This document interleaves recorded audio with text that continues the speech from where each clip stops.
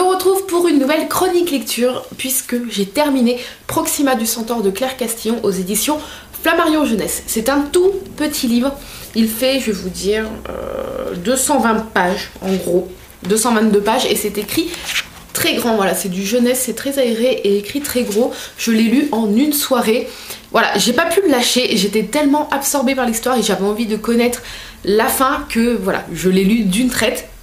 C'est Stéphanie encore une fois qui m'a donné beaucoup envie de le lire parce qu'elle a fait une vidéo dédiée à ce bouquin, parce qu'elle a fait un vlog lecture où elle donne son impression au fur et à mesure par rapport à ce livre. Je vous mettrai sa vidéo en barre d'infos si ça vous intéresse d'avoir une vidéo avec une impression au fur et à mesure de la lecture. Voilà, j'ai trouvé ça super intéressant et elle m'a beaucoup donné envie de le lire. On retrouve Wilco qui est un adolescent et qui est très amoureux d'une fille qui partage sa vie au collège, lycée, collège du coup je pense. Il la surnomme Apothéose puisqu'il partage qu'un seul cours en commun qui est le cours d'anglais je crois, et il connaît pas son vrai prénom. Je sais pas si vous avez connu ça, mais nous on nous donnait aussi un autre prénom qui était en rapport avec le nôtre mais version anglais. Moi c'était Angelica par exemple pour Angélique. Donc il connaît pas son prénom, je crois que c'est Marilyn le prénom qu'on lui donne en anglais, enfin que la professeure lui donne. Et du coup il l'appelle Apothéose parce qu'il ne sait pas son prénom et il est très amoureux d'elle. Si bien que tous les matins pour aller à l'école, elle passe en bas de son immeuble et lui il sait très bien à quelle heure elle passe, le trajet exact qu'elle fait. Et du coup pour la voir un petit peu plus loin dans le coin de la rue, il a collé son bureau au bord de la fenêtre. Comme ça il monte sur son bureau puis il peut bien l'apercevoir jusque dans le coin de la rue jusqu'à ce qu'elle disparaisse. Sauf qu'un jour il va tellement se pencher qu'il va tomber du 5e étage. Voilà, on a l'impression au début que c'est un truc super mignon, c'est le cas, sauf que ça devient une tragédie. Donc vous vous doutez bien que quand on tombe du 5e étage, c'est pas joyeux, surtout que comme ses parents le disent si bien, il y a deux booms, boum boum, parce que le premier boom c'est quand son corps a heurté la rambarde du balcon de la voisine du dessous, et le second boom c'est quand son corps a atterri en bas. Et voilà, l'histoire commence comme ça. Ses parents, moi je les ai trouvés hyper touchants parce que ils sont dans le déni total, c'est-à-dire que dès le début, quand Wilco est retrouvé au sol, ses parents bien sûr sont très vite au courant parce que les gens commencent à hurler, les pompiers arrivent, etc. Ses parents ne font que parler aux pompiers que leur fils, alors si je dis pas de bêtises, hein, que leur fils aurait pu très bien tomber sur la crotte de chien qui était juste à côté. Je crois qu'il y a un truc comme ça, un délire comme ça. Enfin, ses parents sont très focalisés sur ça. À aucun moment ils veulent entendre que le cas de leur fils est grave, qu'il va sûrement ne jamais s'en sortir. Ils sont carrément dans le déni total. Ils parlent aux pompiers de carrément autre chose. Je crois que c'est de la crotte de chien. C'est un truc de fou. Mais c'est tellement touchant parce qu'on voit qu'ils veulent pas. Ils veulent pas savoir la vérité. Ils veulent pas se rendre compte que c'est très grave, que la chute est très grave. Et voilà. Et toute cette histoire, en fait, on va la suivre de la tête de Wilco, c'est-à-dire que Wilco est dans un état végétatif suite à sa chute bien évidemment. Les médecins sont très clairs dès le début avec ses parents, il y a très peu d'espoir qu'il s'en sorte, qu'il remarche un jour ou qu'il reprenne conscience un jour, et tout le bouquin se passe dans les pensées et dans les rêves et dans la tête de Wilco. Alors faut pas être claustro, moi je le suis un peu et je me suis sentie très oppressée pendant ce bouquin. Je dis pas que c'est une mauvaise chose, je dis juste que les émotions de Wilco nous sont tellement bien décrites, c'est lui qui les décrit lui-même, hein. Il se sent tellement renfermé dans son corps qu'il s'évade dans ses pensées et dans ses rêves, il pense à Apothéose bien évidemment, il se fait tout plein de films. Et il nous raconte aussi de son intérieur et de sa tête à lui les visites qu'il reçoit, donc l'attitude de ses parents au quotidien, parce que ses parents sont là quotidiennement, l'attitude de sa sœur, parce qu'il a une sœur quand elle vient le voir, ses amis, sa famille, etc. L'oncle qui lui ramène toujours quelque chose à manger alors qu'il sait très bien qu'il est intubé, qu'il ne peut pas manger. Sa maman elle est trop touchante parce qu'elle veut pas que les gens se piquent dans ses affaires, par exemple l'oncle qui ramène des petits chocolats, des choses comme ça. Elle veut que tout reste pour Wilco quand il va se réveiller, parce que pour ses parents il va se réveiller.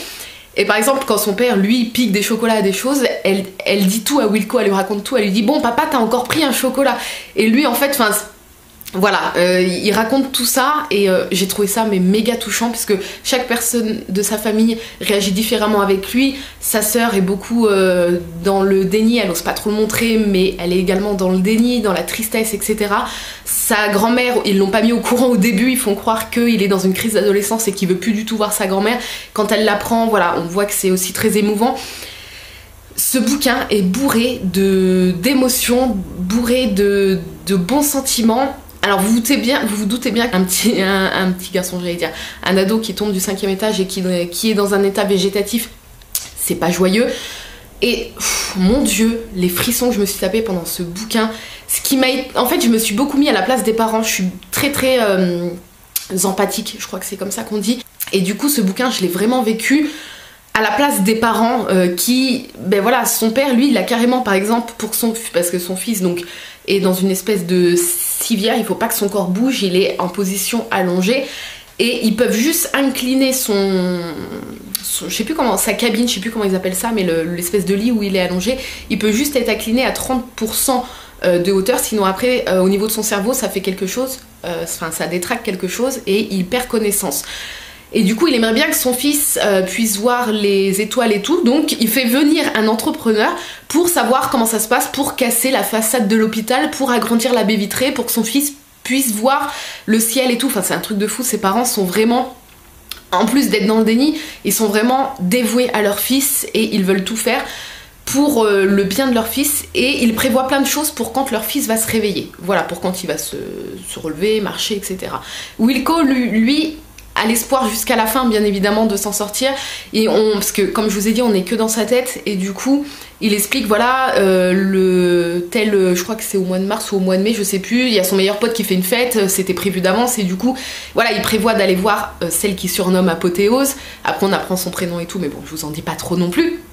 Il prévoit d'aller voir donc Apothéose, de l'embrasser ce jour-là, etc. Voilà, on voit qu'il est plein d'espoir et que voilà, il veut s'en sortir, il veut être sur pied pour cette soirée avec ses amis. Enfin voilà, bon sang que ça fait du bien de lire des choses comme ça. J'en suis j'ai pleuré à la fin. J'ai fermé le livre, j'étais devant mon chéri regardait la télé tout bas et j'étais sur le canapé et j'ai fondu en larmes parce que c'était bouleversant. Les 2-3 dernières pages sont très touchantes.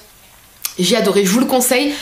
Alors c'est pas une lecture où vous allez vous en sortir en disant waouh c'est trop cool et tout, je suis super joyeuse, non. Moi je me suis sentie, ça a pas duré longtemps parce que voilà, après j'ai tout de suite choisi une lecture, la lecture suivante. J'ai préféré pas trop penser aux sentiments que m'a laissé la fin de ce livre parce que j'avais pas envie de déprimer ce soir-là. Mais voilà, si vous le lisez, moi je l'avais depuis quelques temps là dans ma pile à lire et j'ai attendu le moment où j'en avais vraiment envie parce que je savais que c'était une histoire triste et très touchante. Et voilà, dernièrement j'avais envie de choses un peu plus légères et joyeuses. J'ai attendu le bon moment, le moment opportun pour moi pour le lire et je regrette pas de l'avoir sorti à ce moment-là et de l'avoir lu. Qu'est-ce que cette histoire est belle de vivre tout de l'intérieur de Wilco, de voir comment ses parents se comportent et comment lui le ressent et ce qu'il pense de l'attitude de ses parents, puisque je crois qu'il peut cligner que d'un œil, mais encore il peut pas communiquer de cette façon-là, parce que je crois que il peut pas communiquer, il peut pas cligner 2 fois pour oui, 1 fois pour non, par exemple. Il a pas cette force-là. Et par exemple, je vais vous dire un exemple, je sais plus si c'est cet exemple-là précisément, mais à un moment il a froid ou il a chaud, je sais plus, il cligne 1 fois de l'œil et sa maman elle dit ah tu dois avoir froid, attends je te couvre, alors qu'en fait lui il nous dit que non, en fait il avait chaud, il peut pas communiquer, on voit aussi le mal-être qu'il a d'être enfermé dans un corps qui ne lui appartient plus. Sa maman lui masse les pieds pour lui faire du bien, sauf que lui, comme il le dit, il ne sent absolument rien, il voit que ses parents font tout pour lui, mais malheureusement ça ne change rien à son état. Chaque personne réagit différemment face à un drame comme ça quand ça arrive, et là en plus on a la chance entre guillemets d'avoir le point de vue de la personne qui est directement concernée, et j'ai trouvé ça très intéressant et très touchant. Voilà, je vous conseille 1000 fois Proxima du Centaure. Ça n'a pas été un coup de cœur, je sais pas pourquoi, mais c'était pas loin. Voilà, je l'ai vraiment adoré et voilà, il se lit très très rapidement, c'est un très joli livre. Les détails sont pas non plus crus et très durs puisque c'est de la lecture jeunesse, mais c'est très très très bouleversant. Voilà, sur ce je vous laisse, n'hésitez pas à me dire si vous l'avez lu, ce que vous en avez pensé. Est-ce que je vous ai donné envie de découvrir ce roman?